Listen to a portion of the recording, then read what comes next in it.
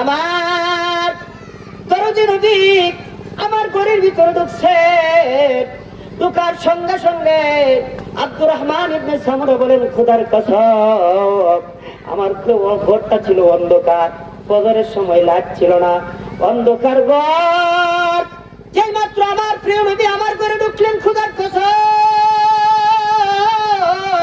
আব্দুর রহমান ইবনে সামরা বলেন, আমার প্রিয় নবী, আমার প্রাণের নবী আমার ঘরে ঢোকার সাথে সাথে আমার পুরাটা ঘর নবীজির চেহারার নূরে আমার ঘর আলোকিত হয়ে গেছে। নবীর চেহারার মধ্যে একটা নূর ছিল। আব্দুর রহমান ইবনে সামরা বলেন, ইয়া রাসূলুল্লাহ, ইয়া হাবিবাল্লাহ, যেহেতু আপনি আমার ঘরে এসেই গেছেন, হুজুর দয়া করে আপনি বসুন। আল্লাহ রাসূল সাল্লাল্লাহু আলাইহি সাল্লাম বসলেন। ডাকতে বলেন, নবীজি, মনে হয় মনের মধ্যে কোনো ব্যথা লইয়া, কোনো প্রেরণা লইয়া আপনি আমার দরবারে হাজির হইছে। নবীজি বলেন, হ্যাঁ আব্দুর রহমান, মনের মধ্যে একটা আঘাত লইয়া, বড় প্রেরণা লইয়া আমি নবী তোমার দরবারে হাজির হইছি। ওগো নবীজি, কেনে হাজির হইছেন? নবীজি বলেন, এরে আব্দুর রহমান, যদি তুমি অনুমোদন দাও, আর আমি নবীর কিছু কলিজার ব্যথা, কিছু বেদনা আছে, এই কথাগুলো আমি তোমার কাছে শেয়ার করব। আব্দুর রহমান ইবনে সামরা বলেন, ইয়া রাসূলুল্লাহ, আপনি আপনার মনের কলিজার কথা বলবেন, আপনি আপনার মনের কথা বলবেন, আর আমি আব্দুর রহমান শুনবো না, হতে পারে না। নবীজি, আপনি আপনার বেদনার কথাগুলো বলুন, আমি আব্দুর রহমান এই কথাগুলো আমি দিনের কাল দিয়ে শুনবো। এবার নবীজি ডাকতে বলেন, রে আব্দুর রহমান, আজকে রজনীতে আমি নবীজি একটা ভয়ঙ্কর স্বপ্ন দেখলাম। যে স্বপ্নের দাম হলো 50-এর উপরে, কিন্তু 50টি আমি বলবো না। আব্দুর রহমান, যে স্বপ্নটা দেখলাম, ওই স্বপ্নটা দেখে আমি আর নবী আর দেখতে পারলাম না। আমি মনে মনে ধারণা করলাম, আমার স্বপ্নের কথা আমি কারে শোনাই, কে আমার মনের ব্যথা বুঝবে? নবীজি বলেন, আমার মনে মনে ধারণা হইল, আমার মনের ব্যথা আমার একজন সাহাবী, সে আমার মনের ব্যথা বুঝে। আমি আবু বকরের কাছে স্বপ্নের বর্ণনা দিলাম না, উমরের কাছে দিলাম না, আলীর কাছেও দিলাম না, ওসমানের কাছেও দিলাম না, সরাসরি মনের বেদনা লইয়া আমি নবী তোমার দরবারে হাজির হয়ে গেছি। এরে আব্দুর রহমান, আজকে রজনীতে আমি রাসূল ঘুমের ঘরে যে স্বপ্নটা দেখলাম, আমি নবী দেখি আমার একজন উম্মতকে মালাকুল মউত আজরাইল তারা এমন ভাবে ধাওয়া করতেছেন, এমন ভাবে তারা দৌড়ানি যেতে আরম্ভ করেছেন। এই মাত্র আজরাইল তারে তাবা মাইরা ধরবেন, কিন্তু একটুর জন্য আজরাইল তাকে ধরতে পারেন না। এই মাত্র আজরাইল ধরে ফেলবেন, কিন্তু ধরতে পারেন না। সামনের দিকে আগায় যান। আল্লাহ রাসূল সাল্লাল্লাহু আলাইহি ওয়াসাল্লাম বলেন, এইভাবে যখন সে দৌড়াইতেছিল, আমি রাসূল আমার উম্মতের এই করুণ অবস্থা দেখে আমি নবী আর সহ্য করতে পারলাম না। কারণ আমি নবী তারে সাহায্য করতে পারলাম না। কেন পারলাম না? আব্দুর রহমান, আমি নবীর স্বপ্নে দেখতেছিলাম, স্বপ্নের মাধ্যমে আমি আমার উম্মতের কোনো উপকার করতে পারলাম না। এই জন্য উম্মতের দুঃখে দুঃখিত হইয়া, মনের মধ্যে বড় প্রেরণা লইয়া,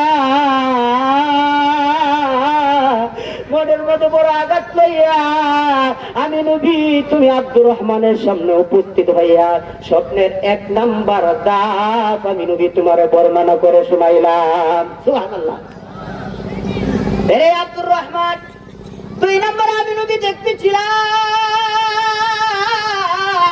আমার আরেকজন উম্মতকে, মানুষের চিরন্তন দুশমন, প্রকাশ্য দুশমন শয়তান, আমার একজন উম্মত ডান দিকে গেলে ডান দিকে ধাক্কা মেরে জমিনের মধ্যে ফালাইয়া দে, বাম দিকে গেলে বাম দিকে ধাক্কা মেরা ফালাইয়া দে, সামনের দিকে গেলে আমার উম্মত তারে সামনের দিকে ধাক্কা মেরা ফালাইয়া দে, আমার উম্মত দাঁড়াইলে তারা নির্দিকা ধাক্কা মেরে আমার উম্মতকে জমিনের মধ্যে ফালাইয়া দে। আমার উম্মত বলে চিৎকার করে আর বলে আয় আমারে বাঁচাও, আমারে বাঁচাও। কিন্তু আমার উম্মতকে বাঁচানোর জন্য কেউ আর সামনের দিকে বাড়ে না। আমি আমার ওই উম্মতের করুণ অবস্থা দিঘা আমি নবী মনের মধ্যে বড় প্রেরণা লইয়া,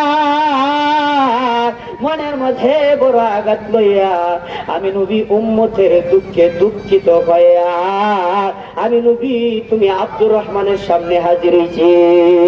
রে আব্দুর রহমান, আমি আমার উম্মতের কোনো উপকার করতে পারলাম না। কেন পারলাম না? আমি নবীর স্বপ্ন দেখতেছিলাম, কারণ আমি আমার উম্মতকে কত ভালোবাসি। আব্দুর রহমান, তুমি জানো না যে উম্মতের জন্য তাইফের ময়দানে আমি নবী রক্ত জড়াইছি, যে উম্মতের জন্য উহুদের ময়দানে আমার উম্মতের জন্য আমি দান দান মোবারক শহীদ করছি। আমার উম্মতকে আমি কত ভালোবাসি। আমার উম্মতের এই করুণ অবস্থা দেখা আমি নবী আর সহ্য করতে পারলাম না। তাই মনের দুঃখ আমি কার কাছে প্রকাশ করে মনের মতো বড় প্রেরণা লইয়া, মনের মতো বড় আঘাত লইয়া আমি নবী তোমার দরবারে হাজির হইয়া স্বপ্নের 2 নাম্বার দাগ আমি নবী তুমি আব্দুর রহমানকে বর্ণনা করে শোনাইলাম। সুবহানাল্লাহ। 3 নাম্বার, ওরে আব্দুর রহমান, আমি স্বপ্নে দেখি আমার আরেকজন উম্মত আমার সামনে হাজির হইছেন। শুধু হাজির হইছে না, সঙ্গে সঙ্গে দেখি জাহান্নামের 19 জন ফেরেশতার থেকে একজন ফেরেশতা জাহান্নাম থেকে ভয়ঙ্কর অস্ত্র লইয়া, হাতুড়ি লইয়া আমার উম্মতকে এইভাবে দেখায় আর বলে আয় আয় আয় কবরে আয়। যদি কবরে আইবে গুনাহ লইয়া এই হাতুড়ি দিয়া তোমার মাথার চার আমি গুড়া গুড়া করিয়া দিব, তোমার শরীরের হাড্ডি গুলা আমি গুড়া গুড়া করিয়া দিব, তোমার পাজরের হাড় গুলা আমি গুড়া গুড়া করিয়া দিব। যদি গুণা লইয়া কবরে আও, গুণা লইয়া কবরে আইস না আল্লাহর বান্দা, তওবা কর, আল্লাহর খাঁটি বান্দা হওয়া কবরে আয়। আব্দুর রহমান, আমি দেখি যখন আযাবের ফেরেশতা আমার উম্মতকে এইভাবে যখন জাহান্নাম থেকে অস্ত্র লইয়া আমার উম্মতকে এইভাবে দেখাইতেছিল, আমার উম্মত ভয়ে আমার উম্মত থরথর করে কাঁপতে আরম্ভ করলেন। তার ভিতরে একটা কম্পন শুরু হয়ে গেল। আমার উম্মত কাঁদতে আছে, আমার উম্মত কাঁদতে কাঁদতে আমার উম্মতটা জমিনের মধ্যে ভরে গেছে। কিন্তু আমার উম্মতটাকে কেউ ধরবে, কেউ তাকে সান্ত্বনা দিবে এমন মানুষ তার কাছে নাই। কিন্তু আমি নবী আমার উম্মতের এই করুণ অবস্থা দেখে আমি নবী আর সহ্য করতে পারলাম না, কারণ আমি নবীও তাকে কোনো সাহায্য করতে পারলাম না। কেন পারলাম না? আব্দুর রহমান, আমি নবী তো স্বপ্নে দেখতেছিলাম, কিন্তু স্বপ্নের মাধ্যমে আমি আমার উম্মতটারে কোনো সাহায্য করতে পারলাম না। উম্মতের কত দরদ, উম্মতের কত মায়া আমার কলিজার মধ্যে কেমনে দেখায়।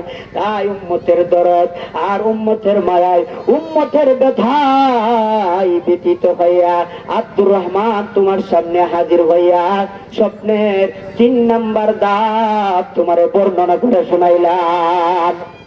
সময় কম, এজন্য সংক্ষেপ করতেছি। 4 নাম্বার, আল্লাহ রাসূল বলেন আমি স্বপ্নে দেখতেছিলাম আমার আরেকজন উম্মত, যে উম্মতটা পানির পিপাসায় তৃষ্ণার্ত হইয়া পানি পানি বলে চিৎকার করতেছে আর বলে আমারে পানি পান করা, আমারে পানি পান করা। পানির পিপাসায় আমার কলিজাটা পেটে চৌচির হয়ে যেতেছে, আমার এক পেয়ালা পানি পান করা। কিন্তু আব্দুর রহমান, অনেক মানুষের হাতে আমি পানি দেখি, কিন্তু আমার উম্মতটারে কেউ 1 গ্লাস পানি পান করায় না, 1 পেয়ালা পানি পান করায় না। পানির পিপাসা কলিজায় লইয়া আমার উম্মতটা চটকট করে আটাকতে আছে, কেউ আসুনি আমার দরদি, আমার একটু পানি পান করে আমার কলিজাটা ঠান্ডা করে দাও। কিন্তু আমার উম্মতকে কেউ পানি পান করায় না। আমি নবী আমার উম্মতের এই করুণ অবস্থা দীক্ষা আমি নবী আর সহ্য করতে পারলাম না। রে আব্দুর রহমান, আমার উম্মতকে আমি কত ভালোবাসি, আমার উম্মতকে আমি কত মহব্বত করি, পৃথিবীর কেউ বুঝবে না। উম্মতের মায়ায় উম্মতের দরদে দরদি হইয়া নবীজি বলেন এই ব্যথার কথা আমি আর কারে শোনাই, কে আমার উম্মতের ব্যথা বুঝবে? এরে আব্দুর রহমান তার মনের মতো বড় ব্যথা লইয়া, মনের মধ্যে বড় দুঃখ লইয়া আমি নবী উম্মতের বেদনায় ব্যতীত হইয়া আমি পাগল পাড়ার মতো আইছি তোমার দরবারে। এরে আব্দুর রহমান, তাই আমি নবীজি স্বপ্নের 4 নাম্বার দাস আমি বর্ণনা করে শোনাইলাম। কারণ আমি নবীজি আমার উম্মতটাকে এক ফোঁটা পানিও পান করাইতে পারলাম না। কেন পারলাম না রে উম্মত? কারণ আমি নবী স্বপ্ন দেখতেছিলাম, স্বপ্নের মাধ্যমে আমি আমার উম্মতকে একটু পানিও পান করাইতে পারলাম না। এত কষ্টে আছে আমার উম্মত, এই জন্য আমার উম্মতের দুঃখিত দুঃখিত হইয়া 4 নাম্বার দাফ আমি নবী তোমারে বর্ণনা করে শোনাইলাম। 5 নাম্বার, ওরে আব্দুর রহমান, আমি দেখি আমার আরেকজন উম্মত আমার সামনে হাজির হইছেন। হাজির হওয়ার পরে দেখি বনি ইসরাইলের সমস্ত নবীরা একটা মিটিং এর মধ্যে, একটা মজমার মধ্যে তারা মিটিং করতেছে। আমার একটা উম্মত পাগলের মতো হয়ে গেছে। এই মিটিং এর চতুর্দিক দিয়ে দেখতেছেন কই দিয়ে মিটিং এর মধ্যে ঢোকা যায়, কিন্তু একটু ফাঁকা জায়গাও দেখা যায় না। ঘুরতে ঘুরতে ঘুরতে ঘুরতে হঠাৎ দেখে একটু ফাঁকা জায়গা দেখা যায়। আমার উম্মতটা ওই ফাঁকা জায়গার মধ্যে আস্তে করে বসে গেছেন। সমস্ত বনি ইসরাইলের নবীরা ডাক দিয়ে বলেন, এ কে তুমি? এত বড় সাহস তোমার? সমস্ত বনি ইসরাইলের পয়গম্বর, সমস্ত বনি ইসরাইলের নবীরা মিটিং করতেছে, আর এই মিটিং এর মধ্যে তুমি ঢুকে গেলা। তুমি কি কোনো নবী পয়গম্বর নি? বলে না, আমি কোনো নবী না, আমি কোনো পয়গম্বর না। তাহলে এত বড় সাহস তোমার, তুমি কি করে এই মজমার মধ্যে ঢুকলা, মিটিং এর মধ্যে ঢুকলা? বের হয়ে যাও, বের হয়ে যাও। তিনি বলেন, আমি কোনো সাধারণ নবীর উম্মত না, আমি হইলাম আখিরি পয়গম্বর জনাবে মুহাম্মদুর রাসূলুল্লাহ সাল্লাল্লাহু আলাইহি ওয়াসাল্লামের উম্মত। যেই নবী হাশরের ময়দানে, সমস্ত নবীরা হাশরের ময়দানে যার যার রওজা থেকে তুলা বালু জাটতে জাটতে হাশরের ময়দানে দাঁড়াইবো, এর নবীর উম্মত হাশরের ময়দানে আমার নবী তুলা বালু জাটতে জাটতে রওজার দিকে বাইর হইবে না। আমার নবী হাশরের ময়দানে দাঁড়াইবো, আমার নবীর সিনার মধ্যে কাদা থাকবে, আমার নবীর চেহারার মধ্যে খাদা থাকবে, আমার নবীর সাজদার জায়গার মধ্যে খাদা থাকবে। আল্লাহ ডাক দিয়ে বলেন, হাবিব, সমস্ত পয়গম্বরগণ হাশরের ময়দানে দাঁড়াইছে যার যার রওজা থেকে শরীর থেকে তুলা বালু জাটতে জাটতে, কিন্তু আপনার সিনার মধ্যে কেন খাদা, আপনার চেহারার মধ্যে কেন খাদা গো নবীজি? আমি তার কারণ জানতে চাই। নবীজি বলে, ওগো আমার আল্লাহ রব্বে কায়নাত, আমি রওজার মধ্যে আমার উম্মতের মায়ায়, আমার উম্মতের ব্যথায় ব্যথিত হইয়া রওজার মাঠে সেজদা দিয়া কাঁদতে কাঁদতে আমার রওজার মাটির আমি কাদা করে বলাইছি। আমার উম্মতকে আমি রওজা থেকে বলতে পারি না, উম্মতের মায়ায় আমি রওজার মধ্যে কাঁদছি। আল্লাহ ডাক দিল, হাবিব দুনিয়াতে কাঁদছো, রওজার মাঠে সেজদা দিয়া কাঁদছো, আজকে হাশরের মা তোমার কান্নার জায়গা। নবীজি আপনার যা চাইবেন আজকে আমি আল্লাহ তাই দান করবো। সুবহানাল্লাহ।